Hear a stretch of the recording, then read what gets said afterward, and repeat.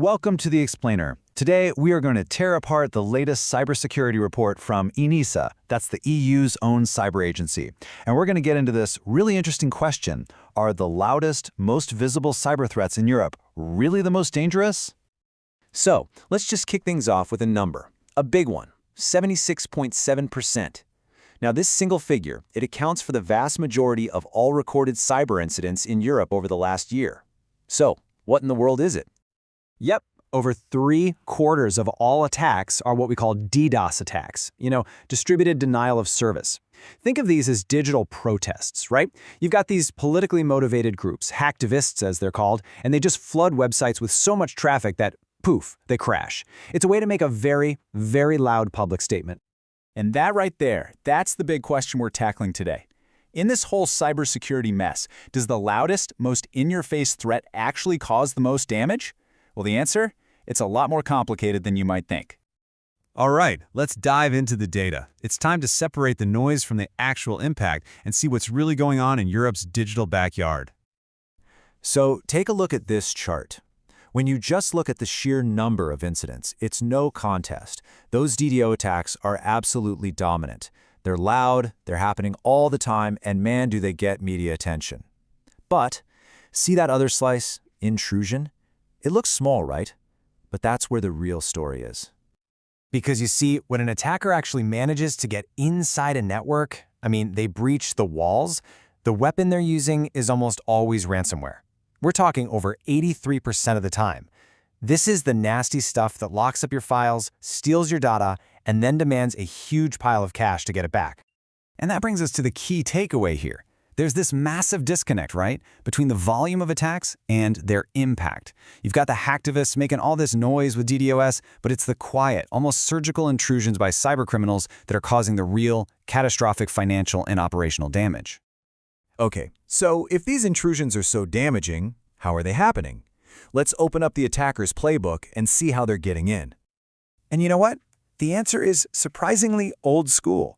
A whopping 60% of all initial infections start with phishing. Phishing, that's just tricking a person into clicking about link or opening the wrong attachment.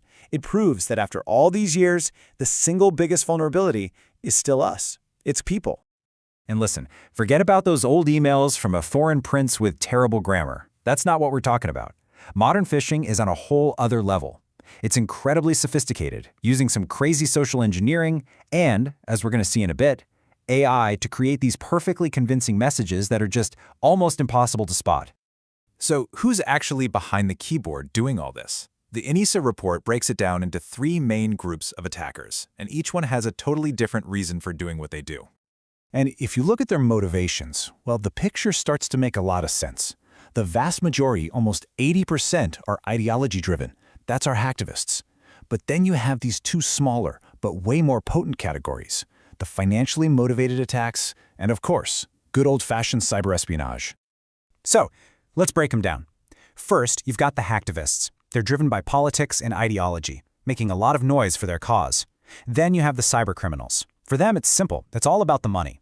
They use ransomware, they steal data, anything for a profit. And finally, you have the state-aligned groups. These guys are the spies. They're playing the long game, focused on espionage and gaining a strategic edge for their governments. Okay, so we know who they are and what they want. The next question is, who's in their crosshairs? Where are they aiming all this firepower? Well, the data shows there's one target that stands out above all the rest. And this is where it gets really fascinating. Look at that massive slice of the pie, public administration. We're talking government agencies, from the big national ones down to your local town hall. They are getting hammered from all sides. Hacktivists are protesting them, criminals want their data, and state spies are trying to infiltrate them. They're the #1 target by far. But it's not just government. Other absolutely critical parts of our society are under fire too. Take the transport sector. Attacks here are, frankly, terrifying because the impact isn't just digital. It can screw up our physical world in a very, very real way. And here is a perfect, and pretty scary, example of what that means. When the airport in Split, Croatia got hit, it wasn't just some IT headache. No, flights were canceled. The whole system had to go back to manual, paper check-ins. Think about that. Thousands of travelers stranded. That's a cyber threat spilling out of the screen and into the real world. And that kind of real-world chaos is becoming more and more common as this whole threat landscape shifts under our feet. In fact, the ENISA report flags two huge trends that are reshaping the entire battlefield, making it way more dangerous and a lot harder to figure out. So, first up, the lines between those three groups of attackers we talked about, they're completely blurring. It's not so clear-cut anymore. You've got state-sponsored spies using ransomware like common criminals. You've got hacktivists trying to extort money. The old rulebook has been thrown out the window, and that makes everything so much more unpredictable. And the second trend? This one's the real game changer. It's artificial intelligence. Remember how we said phishing is still the #1 way in? Well, get this. The report is warning that by early 2025, over 80%, 80, of those phishing attacks were already being supercharged by AI. AI is basically taking these old, tired threats and giving them a serious upgrade. So, first, it can craft a perfect, personalized phishing email at a massive scale. No spelling mistakes, totally convincing. Then, to make it even scarier, it can create a deepfake voice call, they call it vishing, to trick an employee over the phone. It sounds exactly like their boss or colleague, and by that point, the victim has no reason to doubt it. They click the link, and boom, it's game over. So, here's where we land. We're in a world where the lines between protest, profit, and pure espionage are basically gone. And on top of that, attackers are now armed with artificial intelligence. It leaves us with this massive, critical question. How do we even begin to defend ourselves? It's not just about stopping the loudest attacks anymore. It's about building resilience against a whole new kind of threat, one that's both deafeningly loud and devastatingly damaging.